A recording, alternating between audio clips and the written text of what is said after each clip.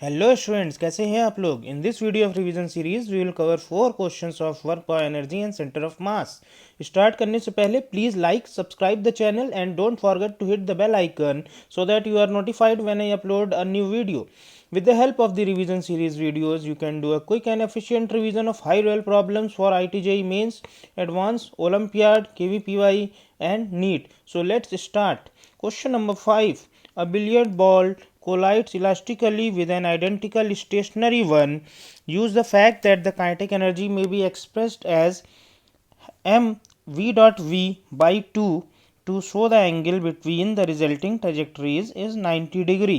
तो यहाँ पे क्वेश्चन में खास खास बातें, collision elastic, identical stationary one मतलब दूसरी बॉल रेस्ट पे है, आइडेंटिकल है, मास सेम, रेडियस साइज वगैरह सब कुछ सेम, और काइनेटिक एनर्जी को खास तरीके से लिखने को बोला है। हाफ एम वी स्क्वायर की जगह हम लिखें इसको वेक्टर फॉर्म में डॉट प्रोडक्ट की मदद से half M V dot V, क्योंकि हमें मालूम है किसी भी वेक्टर प्रोडक्ट में अगर साथ उसके साथ में डॉट प्रोडक्ट कर दे तो वो स्क्वायर हो जाता है। सपोज मैं एग्जांपल से समझाऊं, A dot A is equal to A square.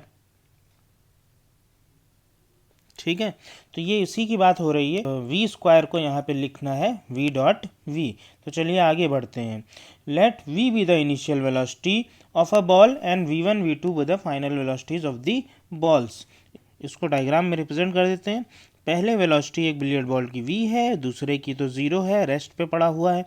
Collision के बाद इसकी वी वन हो गई, डायरेक्शंस नहीं मालूम है मुझे, कुछ भी डायरेक्शन हो सकता है, इसकी v2 हो गई। तो वेक्टर फॉर्म में बना लेते हैं, v1 vector, v2 vector and v vector. तो नीचे आफ्टर कोलिजन बनाया है मैंने डायग्राम, ऊपर before collision.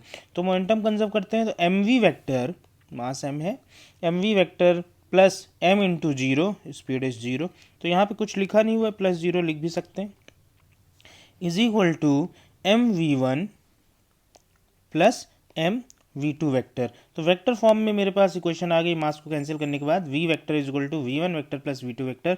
Now by energy conservation we have, energy conserve क्योंकि कोलिजन क्या है, इलास्टिक, सीधी सी बात।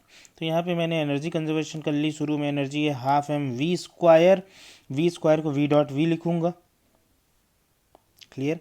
दूसरे की एनर्जी है नहीं तो ज़ीरो है, बार बार लिखना जरूरी नहीं है।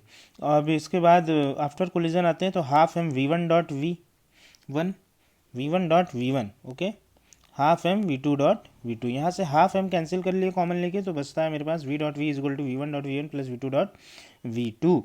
ना वी की वैल्यू रख देते हैं यहाँ से v की वैल्यू इसमें रख दूंगा V one plus we two dot product again with V one plus we two, तो मुझे ये इक्वेशन मिल जाती है। इसके बाद मैं आगे सॉल्व कर लेता हूँ, इसी को डॉट प्रोडक्ट ओपन करता हूँ जब इस साइड में, तो मुझे मिल जाता है V one dot we one plus we two dot we two plus two we one dot we two. इस साइड मैंने सेम कॉपी कर दिया, ये पूरा जितना है ये इधर लिखा हुआ है। तो आरएचएस में मैंने कुछ सिंप्लीफाई या सॉल्व नहीं किया है, एलएचएस में किया है सिर्फ लेफ्ट हैंड साइड।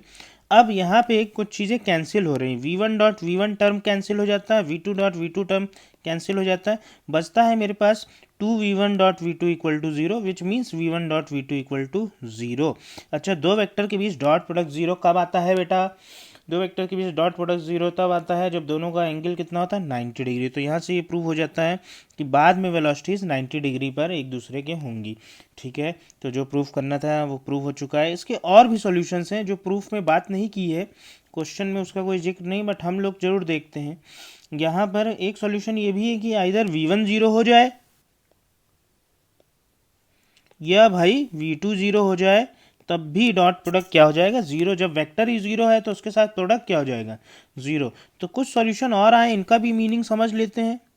अगर वी वन जीरो हो जाता है, वी वन जीरो का मतलब है, हम अपने इस डायग्राम में चलते हैं, we one equal to zero, और वी वन ज़ीरो हो जाता है तो वी टू क्या होगा। अब देखो यहाँ पे थोड़ा सोचते हैं, head on elastic collision between identical masses, between identical masses में वेलोसिटी इंटरचेंज होती है। तो यहाँ यही केस है, इसकी वेलोसिटी इसको मिल गई है और इसकी वेलोसिटी इसको मिल जाएगी, वो उससे मिल हमें सॉल्व उससे नहीं मिल रहा है, बट इस इक्वेशन में डालोगे ना अगर v1 0, क्योंकि v1 0 केस लेके चल रहे हैं, v1 0 डालेंगे तो v2 बराबर v आएगा, तो यहाँ पे v वेक्टर हो जाएगा। तो वेलोसिटी क्या हो गई, interchange, and this is head on elastic collision between identical masses. इसके बाद एक केस ये भी हो सकता है उस पुरानी इक्वेशन में यहाँ पर कि v2 0 हो जाए ये। अच्छा, v2 0 का मतलब है कि कोलिजन ही नहीं हुआ, v2 0 का कोलिजन नहीं हुआ, ये कैसे समझा है, देखो यहाँ पर अगर ये v2 इसकी वेलोसिटी है, ये ज़ीरो है, और इसकी वेलोसिटी v1 है, ठीक है। v2 0 का मतलब है पहले भी जीरो थी वेलोसिटी, बाद में भी जीरो है, तो क्या कोलिजन हुआ होगा, नहीं हुआ होगा। इसको और अच्छे से समझ सकते हैं, इस इक्वेशन में आओ वापस से, v2 को जीरो भरते हैं तो v बराबर सॉरी v2 को जीरो भरते हैं तो v equal to we one मिल जाता है, means v1 equal to v मिल जाता है, कह सकते हो। तो v1 is equal to v vector, तो ये तो सेम है, जैसे यहाँ पर है वैसे यहाँ पे है, जैसे यहाँ पे है वैसे ही यहाँ पे, तो नो कोलिजन, ठीक है। तो जो v1 डॉट v2 0 मिला है वो हमें कई बातें बता रहा है। एक तो मुझे बता रहा है कि जनरल अगर हेड ऑन इलास्टिक कोलिजन नहीं होगा तो 90 डिग्री पे ट्रेजेक्टरीज होंगी एक दूसरे के। दूसरा ये बता रहा है कि अगर हेड ऑन इलास्टिक कोलिजन होता है तो अभी जो बात की थी कि वेलोसिटी इंटरचेंज हो जाएंगी, ये वाला केस v1 0 हो जाएगा, v2 v हो जाएगा। और अगर v2 0 होता है तो भाई which means the masses miss each other, मतलब कोलिजन नहीं हुआ होगा, ठीक है। तो v1 dot v2 equal to 0 में सारे केस कवर्ड। इसके बाद चलते हैं नेक्स्ट क्वेश्चन पे। क्वेश्चन है question number 6, n balls b1 b2 b3 b4 ऐसे करते करते bn having masses m1 m2 and so on mn with m1 very very larger than m2 m2 very very larger than m3। तो ऐसे चलता जा रहा है, m1 m2 से बहुत भारी है, m2 m3 से बहुत भारी है, सिमिलरली mn-1 mn से बहुत भारी है। Sit in a vertical stack, the bottom of b1 is at height h above the ground and the bottom of bn is at height h plus l above the ground. The balls are dropped in terms of n, to what height does the top ball bounce। तो मुझे ये मालूम करना है यहाँ पर to what height from the ground does the top ball bounce। तो देखो इसमें इलास्टिक कोलिजन एज्यूम करना है, मासेस का रिलेशन बता दिया गया है, m1 is very very greater than m2, m2 is very very greater than m3 and so on. ये नेक्स्ट पार्ट के लिए, if h is equal to 1 meter, what is the minimum number of balls needed in order for the top one मतलब bn ball, top one to bounce to a height of at least 1 kilometre. अच्छा, 1 kilometre height जब जा रही है ball तो मुझे उसमें g constant लेना है, g का कोई भी वेरिएशन नहीं लेना है। एंड ये जो l है, एल, अब एल क्या है, यहाँ पे मेंशनड है ना कि top ball h plus L ऊंचाई पर है, तो उसमें जो एल वाला पार्ट है वो 1 किलोमीटर से बहुत छोटा है, तो हम उस केस में निगलेक्ट करेंगे एल को। देखते हैं, सॉल्व करते हैं। इसका डायग्राम क्वेश्चन में दिया हुआ है, तो डायग्राम देख लो बच्चों। डायग्राम ये है कि ये पूरा वर्टिकल स्टैक है बॉल्स का, b1 b2 से बहुत भारी है, b2 b3 से बहुत भारी है, और ऐसे ही चलता चला गया ये, ठीक है। हाइट h पे जो बॉटम है b1 का, ये बॉटम है ना b1 का, ये हाइट h पे है ग्राउंड से, और bn जो होगा यहाँ पर bn ऐसे करते करते करते यहाँ पे बॉल नंबर bn होगी, उसका है h प्लस एल, मीन्स ये लेंथ l है एक्स्ट्रा, ठीक है। तो ऐसे इस क्वेश्चन में दिया हुआ है। तो देखो इसको सॉल्व करते हैं। जस्ट बिफोर b1, जब b1 ग्राउंड को हिट करने वाला होगा तो b1 कितना गिरा होगा h, b2 भी कितना गिरा होगा h, b3 भी कितना नीचे आ गया होगा h, क्योंकि सब एक साथ ही तो चल रहे हैं, लगभग सारे कांटेक्ट में ही है, थोड़ा थोड़ा सा गैप है, जरा सा एकदम। ये क्वेश्चन में एक्चुअली मेंशनड है, मतलब यहाँ पे नहीं लिखा हुआ है, बट जहाँ से मैंने ये क्वेश्चन लिया है उसमें ऐसा मेंशनड है कि थोड़ा सा गैप है, बहुत थोड़ा सा, तो इसमें डायग्राम में नहीं दिख रहा है वो गैप, ठीक है। तो मान के रखना, दिमाग में रखना है, जरा सा गैप है इन सब में।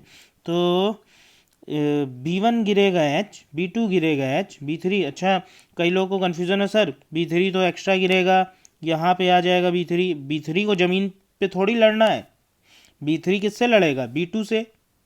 तो B3 यहाँ तक नहीं आएगा कि उसको बोलो H प्लस समथिंग कुछ हाइट होगी, ये वाली हाइट, क्योंकि फाइनली जब ये B1 यहाँ टकराएगा, देखो इस चीज़ को, जब B1 यहाँ पे कोलाइड करेगा तो B2 यहाँ पे होगा और B3 यहाँ पे होगा।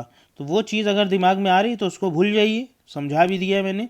हम ऐसा बोल सकते हैं कि लगभग सारे कॉन्टैक्ट में तो सारे बराबर चलेंगे, B1 H गिरेगा तो B2 H गिरेगा, B3 H गिरेगा, तो सबकी वेलोसिटी हो जाएगी √2gh, क्योंकि H हाइट अगर फ्री फॉल करते हैं तो कितनी वेलोसिटी हो जाती है, √2gh। तो ये मैंशनड यहाँ पर है, सॉरी।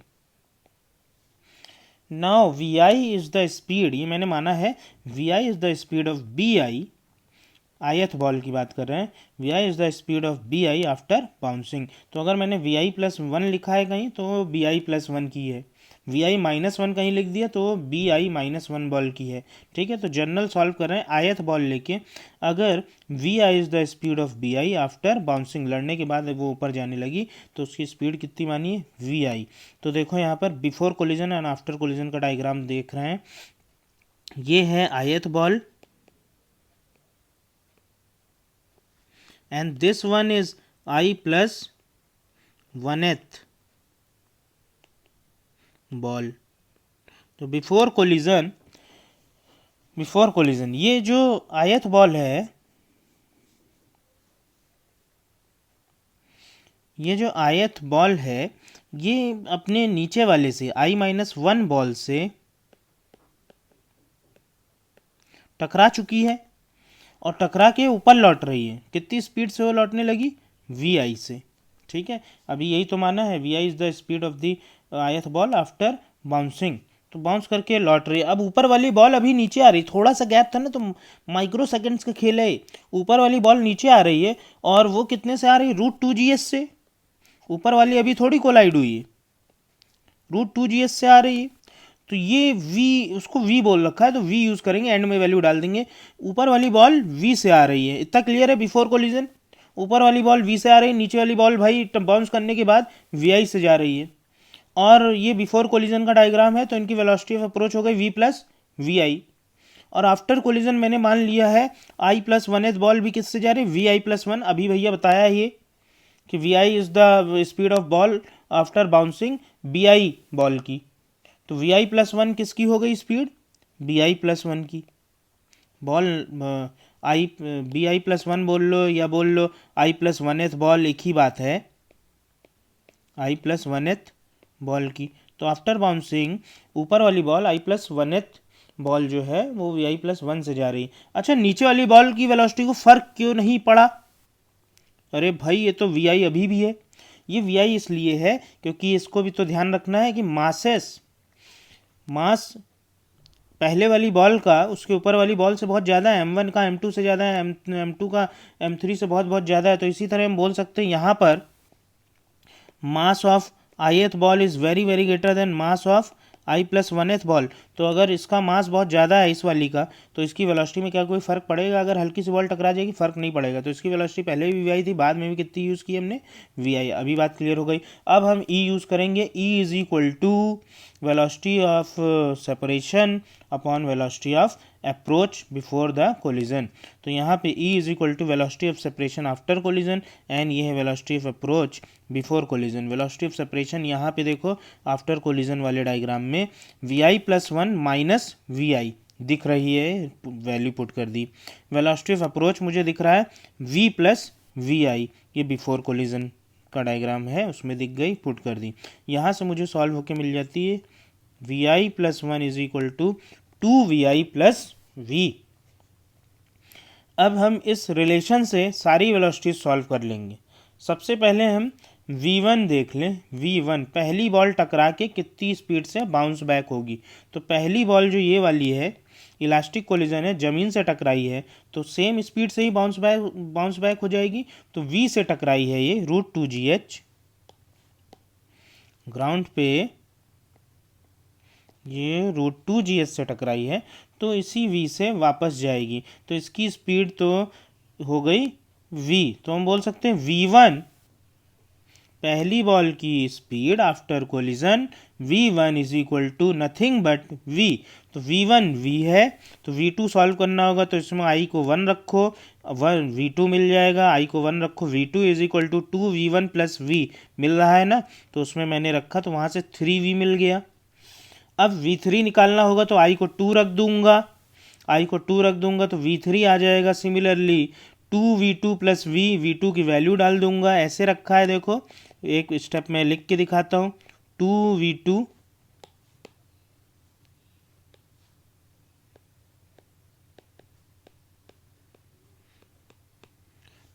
प्लस v और v2 की वैल्यू रख दो 3v, तो 2 इंटू 3 6v प्लस v कितना मिल गया 7v एंड सो ऑन। मैंने v4 भी सॉल्व कर लिया, v4 मिल गया मुझे, इसको स्टेप लिखें तो ऐसे कर सकते हैं v4 is equal to 2v3 plus v3 की वैल्यू 7v, तो 14v, 2 इंटू 7 14 हुआ है, 14v प्लस v 15v, ये मिल गया मुझे। क्लियर हुआ अभी ये? तो इस रिलेशन से मुझे वेलोसिटीज मिल जाती हैं, इस वाली रिलेशन से।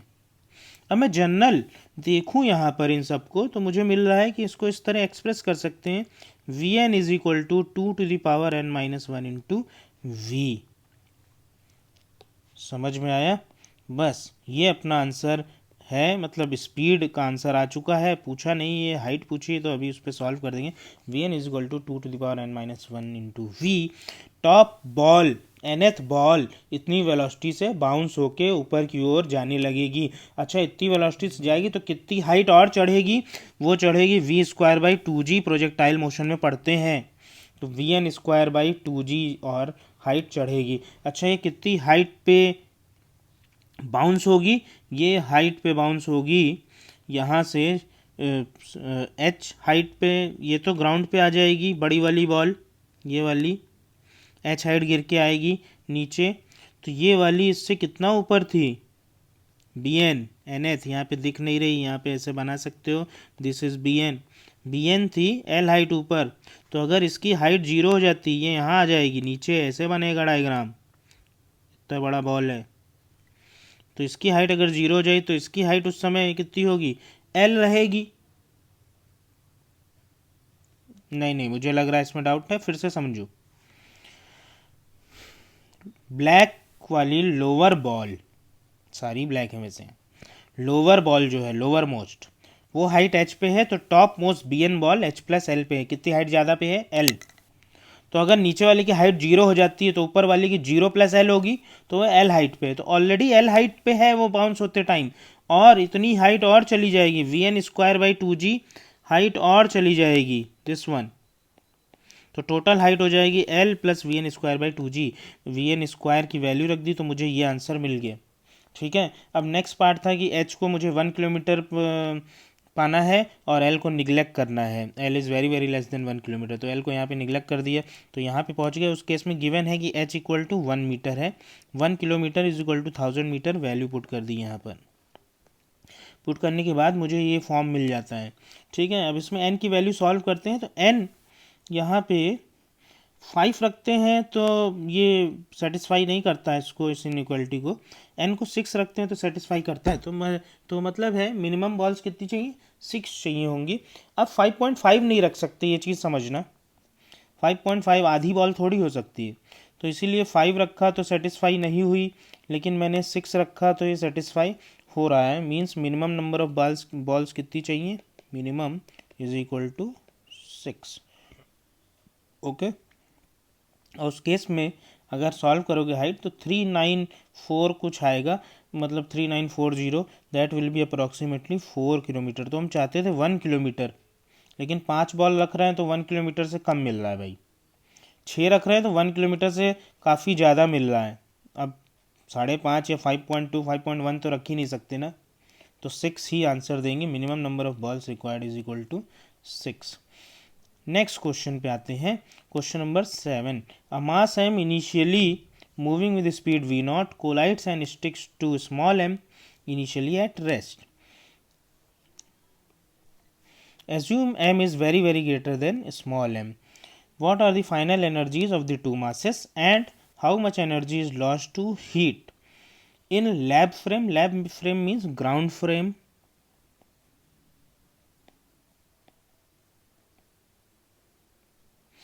and second part the frame in which m is initially at rest means m को रेफरेंस फ्रेम मान लिया है तो m तो किस में आ जाएगा, रेस्ट में। तो दोनों से सॉल्व करते हैं, दोनों से हीट सेम प्रोड्यूस होनी चाहिए तभी अपने आंसर करेक्ट हैं, क्योंकि किसी भी फ्रेम से देखें तो लॉस इन एनर्जी तो सेम ही आनी चाहिए। तो चलिए चेक करते हैं, सॉल्व करते हैं इसको। By momentum conservation we have M we naught is equal to M plus M into V. V velocity यहाँ पे बाद में मानी है कोलिजन के, और वी नॉट पहले थी, और पहले कैपिटल एम ही मूव कर रहा था और स्मॉल एम किस में था, रेस्ट में। तो इनिशियल मोमेंटम है एम इंटू वी नॉट जो कि दिख गया। फाइनल मोमेंटम हो जाएगा, स्टिक हो चुके हैं दोनों, कुछ ऐसा केस है, ये कैपिटल एम ये स्मॉल एम। तो टोटल मास हो गया एम प्लस एम एंड दोनों मूव कर रहे हैं वी से, तो M plus M into V. यहाँ से मुझे मिल जाता है V is equal to 1 minus M by M into V naught. Question number 1। Next step की ओर चलते हैं, क्योंकि कोलिजन इलास्टिक है तो यहाँ पे कोलिजन इलास्टिक नहीं है, कोलिजन यहाँ पे परफेक्टली इलास्टिक है, दोनों स्टिक हो चुकी हैं तो एनर्जी लॉस होगा। तो हम ऐसा करते हैं वो एनर्जीज सॉल्व करते हैं। वी तो अपन ने मालूम कर ली, फाइनल एनर्जीज जो आएंगी वो एनर्जी स्मॉल एम की half M we square, capital m की half m into we square. तो वी की वैल्यू रख के सॉल्व कर लिया। अच्छा सॉल्यूशन में थोड़ा सा ध्यान दो यहाँ पर, इसमें अगर मैं ध्यान देता हूँ तो v की वैल्यू रखने के बाद इस स्टेप पे ध्यान दो, इसलिए मैं थोड़ा सा इसको आराम से समझाऊंगा।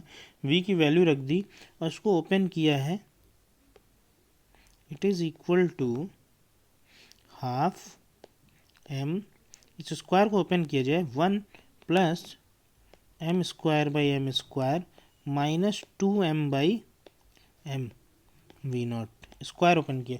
अब मल्टीप्लाई किया, अच्छा मल्टीप्लाई किया तो मुझे मिला half M we naught square plus half M cube upon M square V naught square minus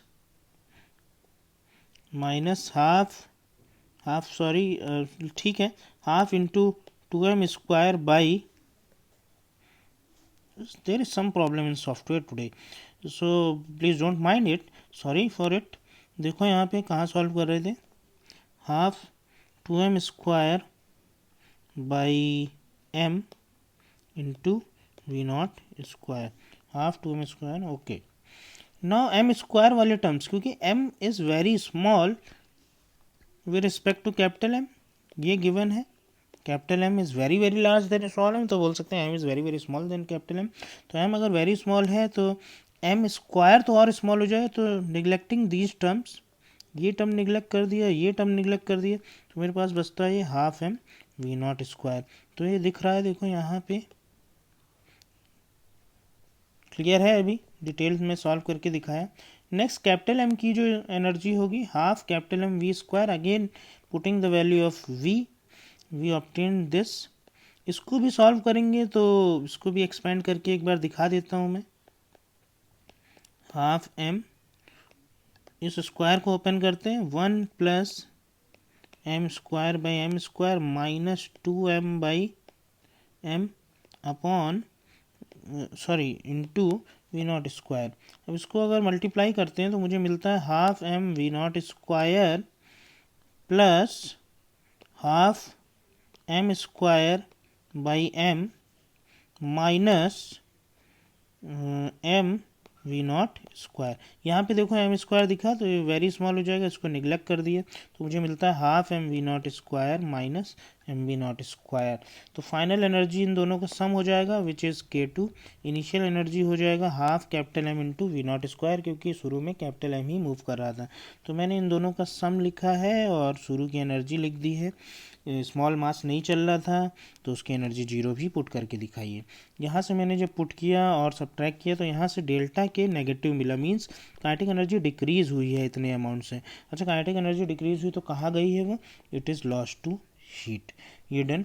this was in lab frame और ग्राउंड फ्रेम, यहाँ पे मैंने कोई रिलेटिव मोशन का जिक्र नहीं किया है।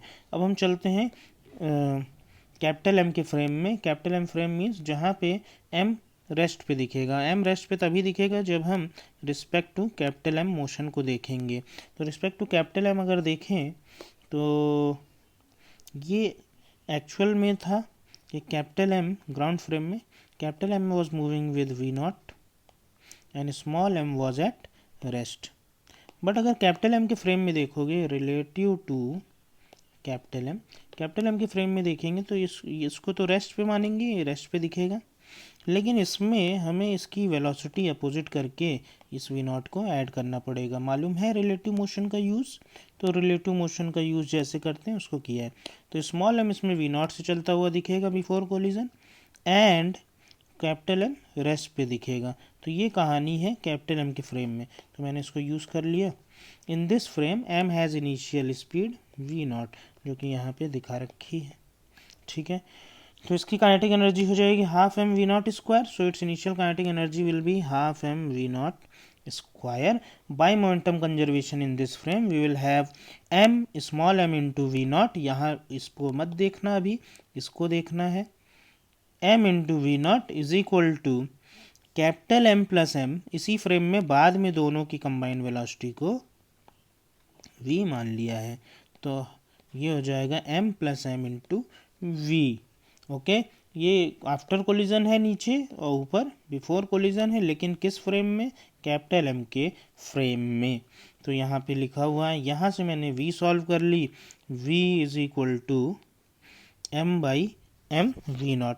अच्छा, m by M we naught कैसे है? अगेन यहाँ पे जो स्मॉल एम है वो कैपिटल एम के सामने निगलेक्ट किया गया है। ये जो स्मॉल एम है कैपिटल एम के सामने निगलेक्ट कर सकते हैं, तो इसको निगलेक्ट कर दिया है, तो ये मिलता है M by M into V naught. अब आगे चलते हैं, फाइनल एनर्जीज हो जाएंगी। इनिशियल एनर्जी तो लिख ही लिया था। कैपिटल एम की एनर्जी कितनी है? इसकी एनर्जी कितनी है भाई? Sorry, today there is some problem in this software.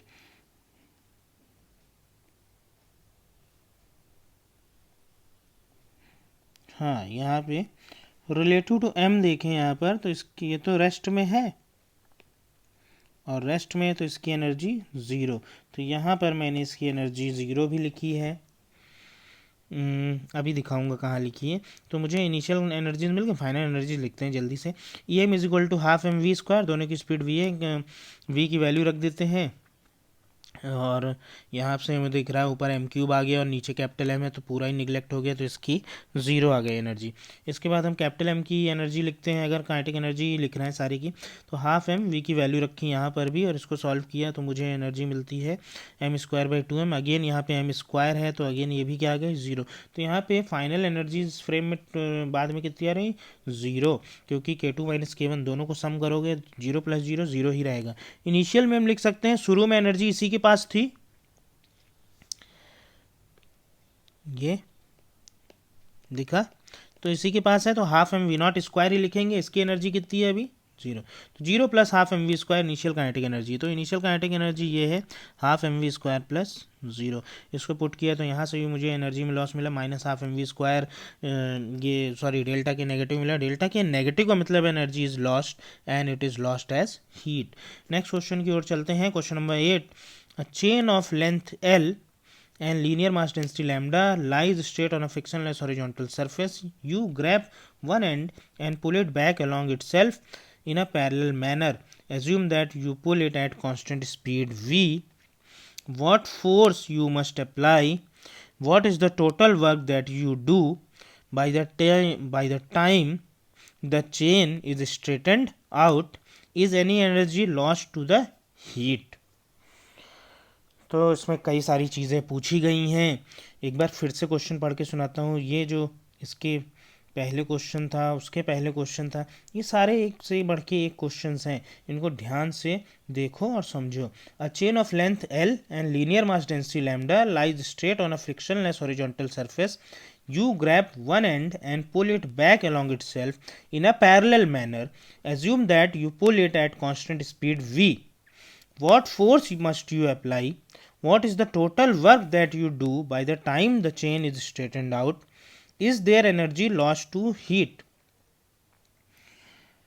Let x be the distance your hand has moved, then x by 2 is the length of moving part of the chain. The momentum of this part is therefore, देखो यहाँ पर इस diagram को देखो पहले, ये जो green वाला पार्ट दिखा है ये चेन पहले थी पूरी, मीन्स यहां से यहां तक चेन है।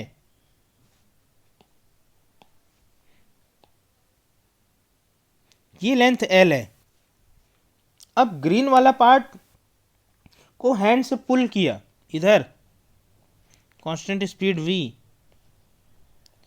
हैंड से पुल करते जा रहा है, पुल किया तो वो मुड़ गया, तो मैंने इधर ग्रीन से दिखा रखा है उसको, मीन्स ब्लैक वाला फाइनल फॉर्म है चेन का शेप, और ग्रीन जोड़ के ब्लैक में जो ग्रीन है वो पहले था पूरा स्ट्रेट एल, तो उसको अलग कलर से दिखा है, कन्फ्यूज़न ना हो इसलिए। चेन मुड़ गई। अच्छा, चेन अगर मुड़ गई और अपना हैंड अगर टोटल एक्स चला है, ऊपर यहाँ पे दिख रहा होगा, और चेन ही मुड़ के गई है, तो ये लेंथ और ये लेंथ बराबर होंगी, तो x को आधा आधा अगर ब्रेक करेंगे तो ये x बाई 2 हो जाएगी और ये भी x बाई 2 हो जाएगी। तो जो मूविंग पार्ट है, मूविंग पार्ट से मतलब क्या है, मूविंग पार्ट ये चेन का इतना ही हिस्सा तो चल रहा होगा, इधर वाला हिस्सा अभी भी किस पे होगा, पूरा रेस्ट पे। तो चेन का जो ये हिस्सा है, लंबा वाला हिस्सा जो मुझे दिख रहा है इस डायग्राम में, वो रेस्ट पे रह जाएगा, पड़ा हुआ है अभी भी, क्योंकि वो चेन अभी मुड़ी नहीं है, हाथ अभी धीमे धीमे चलेगा तो वो भी मुड़ के जाएगी, लेकिन वो मुड़ी नहीं, तो उधर वाले हिस्से भी रेस्ट पे पड़े हैं। लेकिन इधर वाले सारे हिस्से, ये जो पूरे हिस्से हैं इस ब्लू लूप में, ये सारे v से भाग रहे होंगे आगे, तो मूविंग पार्ट चेन का कितना हो जाएगा लेंथ वाइज, x बाई 2। इतना क्लियर है? तो देखो आगे चलते हैं। मोमेंटम हो जाएगा इस पार्ट का m into V, mass of this part जो लूप में है ब्लू। अच्छा, मास कितना होगा, lambda into length of this part x by 2, तो लैम्डा इंटू एक्स बाई 2 यहाँ पे रख दिया है। मोमेंटम आ गया। फोर्स कितना लगाना पड़ेगा इस पार्ट पे, तो हमें मालूम है फोर्स होता है rate of change of momentum, d p by d t किया, nothing else, d p by d t किया तो lambda v by d x, lambda v by 2 d x by d t, d x by d t velocity v हो जाएगा, तो यहाँ से force आ गया, विच इज कांस्टेंट। फोर्स मुझे कांस्टेंट मिलता है यहाँ। कैसे बोला, क्योंकि एक्स पे कहाँ डिपेंड कर रहा है, v कांस्टेंट दिया हुआ है, लैम्डा कांस्टेंट है, 2 तो कांस्टेंट है ही है, तो ये फोर्स क्या आ गया, कांस्टेंट। अब ये जो हैंड है ये फोर्स लगा रहा होगा। अच्छा, ये कितना डिस्प्लेसमेंट होगा हैंड का, क्योंकि हमें पता है point of action of force जितना मूव करता है वर्क डन उसी से निकलता है। तो जब ये पूरी स्ट्रेट हो जाएगी, चेन घूम के पूरी स्ट्रेट हो जाएगी, तो मैं बोल सकता हूँ, देखो पूरे को मैं किसी और कलर से बनाता हूँ, डार्क ग्रीन से यहाँ पे दिखा रहा हूँ। जब ये चेन पूरी ऐसे स्ट्रेट हो जाएगी इधर,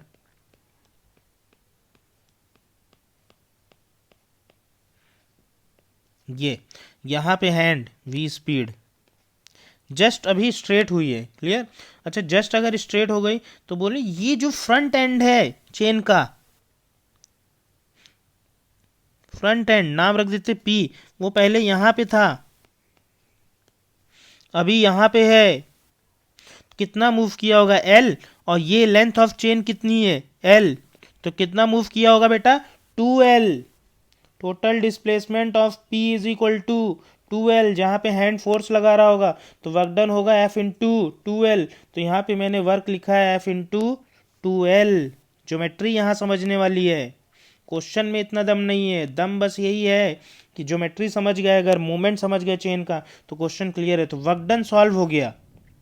अच्छा, काइनेटिक एनर्जी की बात करें तो चेन की लेंथ है टोटल L, चल रहा है ना V से, ये पूरा चेन v से चल रहा है, तो हम लिख सकते हैं kinetic energy half M we square, लेकिन m इस बार टोटल चेन का मास, तो फाइनल एनर्जी जब चेन स्ट्रेट हो गया half M we square, total mass हो जाएगा लैम्डा इंटू टोटल लेंथ। तो यहाँ से ये सॉल्व होके आती है lambda L V square by 2, work done किया है lambda we square by, sorry lambda we square L, work done किया है लैम्डा, इसको अंडरलाइन कर रहा हूँ क्लियरली, देखो वर्क डन किया है हैंड ने लैम्डा वी स्क्वायर एल, लेकिन काइनेटिक एनर्जी जो चेन में है आई, वो आई lambda L V square by 2, means half kinetic energy आ रही है। तो बची हुई वर्क डन कहाँ चली गई? बची हुई वर्क डन लॉस हो गई किसमें? हीट में। तो हीट प्रोड्यूस हो गई lambda L V square by 2। जितना काइनेटिक एनर्जी मिला चेन को, उतना ही हीट भी प्रोड्यूस हुआ, क्योंकि वर्क क्या है? डबल है काइनेटिक एनर्जी का, मीन्स आधा वर्क हीट में लॉस हो गया। क्लियर है? तो यहाँ पे हीट में लॉस हुआ है, चेन गर्म हो जाएगी।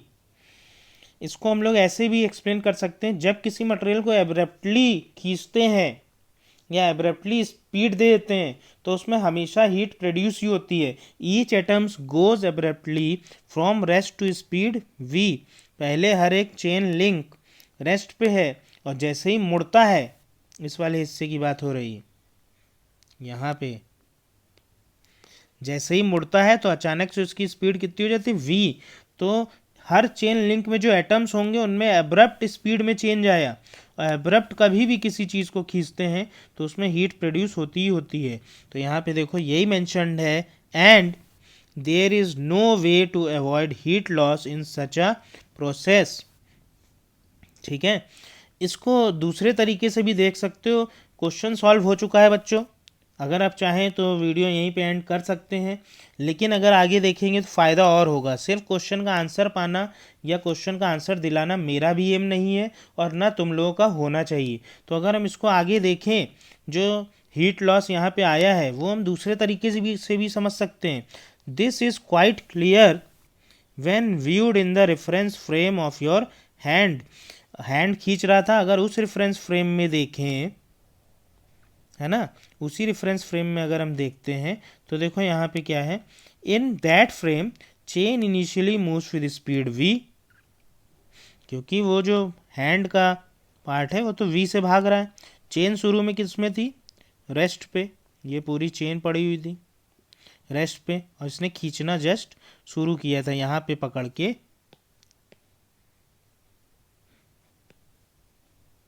ये समझ लो, बहुत बढ़िया समझ में आएगा। ये ऐसे करके v से इसने खींचना शुरू किया। तो हम बोल सकते हैं, अगर इसके फ्रेम में देखते हैं, हैंड के फ्रेम में, ये हैंड है, हैंड के फ्रेम में देखते हैं तो इसको रिलेटिव स्पीड कितनी मिल जाएगी? v। तो इसकी काइनेटिक एनर्जी जो है हो जाएगी हाफ एम वी स्क्वायर। लेकिन बाद में एंड में देखो कितना प्यारा एक्सप्लेनेशन है, मजे आ गए भाई।